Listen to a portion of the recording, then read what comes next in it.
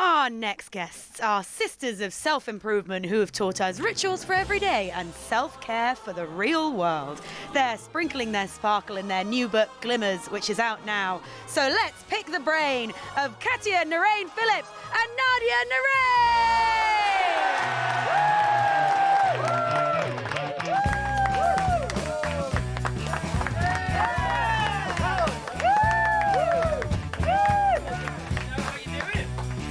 Yeah, are you pretty chilled?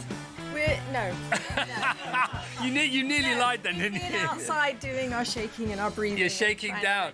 Great book. Aww. Okay, this is it. It's called Glimmers.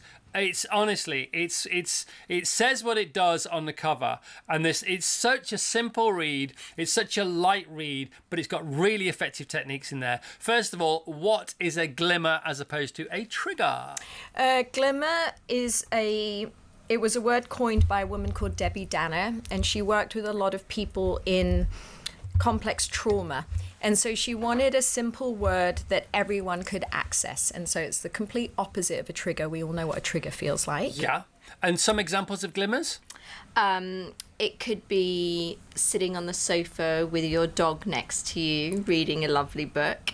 It could be a warm mug in your hand, or just a friendly smile from someone that you make eye contact with. The approval of a stranger's dog is always a good one, isn't it? They're the best. Yeah, and the dappled light through the trees. Oh, is that fractal? We had a big row about this. Is that fractals? That's more the patterns of the leaves and the patterns of the bark and the patterns of the shell. Yeah. And they all have they have a sort of a common sort of visual language between them, don't they? The leaves, and the twigs and the trees and the soil. It's when you are in the woods, it all speaks to you from sort of the same place, do you think? Well, nature is a big regulator. So it's where we go to take that breath. Yeah, and of course we've got to be present in order to make the decision to go to the woods in the first place. Right, so you say in the book you're not scientists, but there's a bit of science behind this. So how do glimmers work? Why do they make us feel so good? So they send a signal of safety to the body, and safety isn't something that you can't think your way to calm or safety. You have to feel it through the body. And so glimmers activate a sensation in the body. It could be just a sense of steadiness that comes over you, or your shoulders gently relax, or a deeper breath. Well, we heard him take a deeper breath right when we were talking about it. Yeah. I mean, I'm fully on board with all this stuff. And there's the sympathetic nervous system, which is very unsympathetic and a very confusingly named thing. And then there's the parasympathetic nervous system. So when the sympathetic nervous system has got hold of us, we're less likely to notice the glimmers. And that's sort of the point, isn't it? Well, So you've got the sympathetic nervous system and the parasympathetic nervous system. The sympathetic nervous system is responsible for fight and flight. The parasympathetic nervous system is actually responsible for two things. So it branches off into two, and you have the rest and digest, but you also have the shutdown in parasympathetic. And when you can't fight and you can't flight, you shut down. Yeah. And so the whole thing with glimmers is that it's bringing us back into rest, digest, and connection. So even when we're in those states, it's like a steady hand that sort of leans in and just pulls you into a little bit of safety, so you have time to have that deeper breath and regulate. And the more you notice and feel and are comfortable with that safety, the feeling of safety, the more your nervous system will start to seek it. And the beautiful thing about it is that they're happening all the time, all around us, and everyone has a different glimmer. So they're accessible to everybody. And that's the thing, isn't it? It's about noticing them. Are you present? And if you're not noticing the glimmers, you won't notice that you're not noticing the glimmers. So you're sort of in a double sort of doom loop, aren't you, really? And once you do, you can become addicted to them, can't you? I know for a fact that actors on stage, when they feel like they're not engaging in a scene, they'll just touch a bit of a prop or a bit of, and it grounds them. You have a grounding section. Tell us about grounding. Grounding, we're doing it right now. Yeah, so am I. Feet are on the ground. I mean, we have our shoes on, but just having our feet on the ground, feeling the hands on the thighs, feeling my bum on the chair, just allows me to feel where I am in the room, and it just allows me to have another deep breath in the moment. And it's funny, isn't it? Because people might think, "Oh, this is all obvious," but that's why it's great, because it is obvious. But if you're living in a neck up mindset, you forget everything that's below you, don't you? The whole thing about Eckhart Tolle says about, can you feel your knees? And people then they go to touch their knees. He goes, no, without touching them, close your eyes. Can you feel your knees? And the fact is, you can feel your knees. How are you feeling your knees? I love it so much. You got to shake it off section. Now, I've done this. Tell people about the shake it off method. Well, we're going to do it with you today, but it's just a very simple method. You can go as little or as big as you want, but it just allows you to shake off tension and get the energy moving it's why through dogs do your it. body. Not just to get dry. All animals, like a lot of animals, will shake to just let go of energy. If they're being chased by, I don't know, a tiger, then they shake and they're regulating, and then they're able to just move on and carry on eating Did you grass. say tiger because of your Cardi? If you're being chased by Katia, you need to pause and shake yourself down. So what's the difference between butterflies and glimmers? Butterflies is more of a... I always find that it's more of an anxious, nervous feeling. Yeah. And then with the glimmers, it can still feel exciting, but it also has a sense of grounding in it. Yeah. So I think we're both a mix of butterflies and glimmers coming in here today. I think coming here. Sorry, I'm like that all the time. But I think if you feel butterflies, you're within a reaching distance of a glimmer, because you're still there, you're passionate, you're present. Because if you have butterflies, it means you care, doesn't it? Well, it means you can feel your body. Yeah. Right? So it means that you're sensing into your body, and then you have a choice at that point, like, okay, if this is not feeling that good, maybe I can shake, I can move, I can breathe, I can heel tap. There's so many exercises in the book that we have that can help just shift you into a more glimmer I state. hear maybe heel tapping in a moment as well. Yeah. I'm very excited about all this. I love, there's a great top 10 in there. It's a great top 10 in the book. This is the book we're talking to the authors about. This is Glimmers. It's great. Glimmers, the opposite of triggers. You don't want your triggers, you want your glimmers. You need to up the glimmers. More glimmers in the smoothie of life, ladies and gentlemen, boys and girls. There's a great top 10 about who you can trust and how you can know if you can trust someone. Just tell us about trust. Tell us about downloading, offloading, sharing, giving anxiety oxygen, which tends to kill anxiety, and these 10 sort of defining factors of who you might want to share with.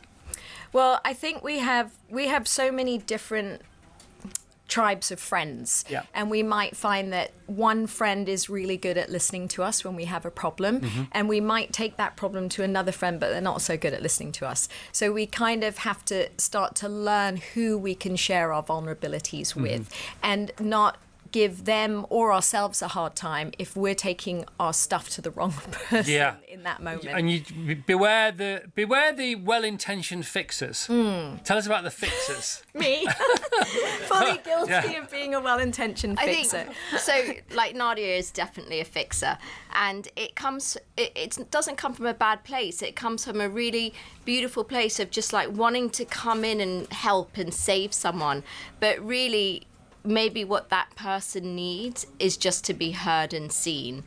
And I mean, my husband's so good at it as well. Like, he will always say, no, you're going to be fine, it's going to be great, but maybe I just need to be held in that moment.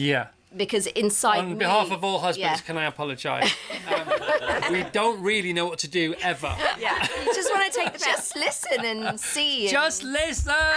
and give us a hug or a handhold or a cup of tea. Or a moment. Maybe that would be a nice thing. Okay, I'll just write that down. I'm with you all the way. The book's in sections, and the last section is about environment and space, isn't it? And nature's straight in there, isn't it, with a bullet. Just tell us about how important space is. You can't really outperform or outscore a bad environment. Just give us a minute on environment, if you don't mind. Well, I mean, I'm quite controlling in my environment, so I'm not the right person, but I like things in perfect order. No. I mean, it is difficult, and I try and explain this to my son all the time, that your environment will have a very strong regulating effect to your system. So his room is like a complete mess. I walk in there and I instantly feel anxious, activated and anxious. And so it's just knowing and sensing when you walk into a room, how does that make me feel? And some people feel really good with their stuff. So everyone's nervous system is wired differently. What I love about your two perspectives in the book, because there are, you pause now and again, don't you? And then you have a perspective from Katia and Nadia. Sorry, the other way around. But what's great is you do fess up to being. And totally. You just did it again, which was great. Yeah. It's so cool that you do that. And when my room, believe it or not, right? And my wife is like the greatest wife ever, and the greatest mum ever. So sweet.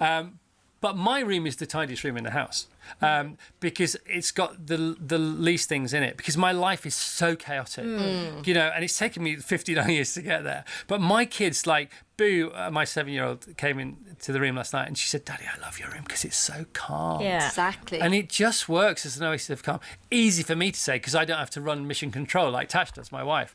But it's also good. The book is great. It's really good. Congratulations. Thank you. And are you both yoga teachers? No. No. Who's the yoga teacher? I teach yoga and breath work. Right. And I do body work and trauma release. Great. So these are the girls, aren't they? We don't really want to let you out of this building because we could use you 24/7 because this is show business. All right, let's have a few fun practice. What should we do before you go? We're going to lead you through some heel taps, a shake.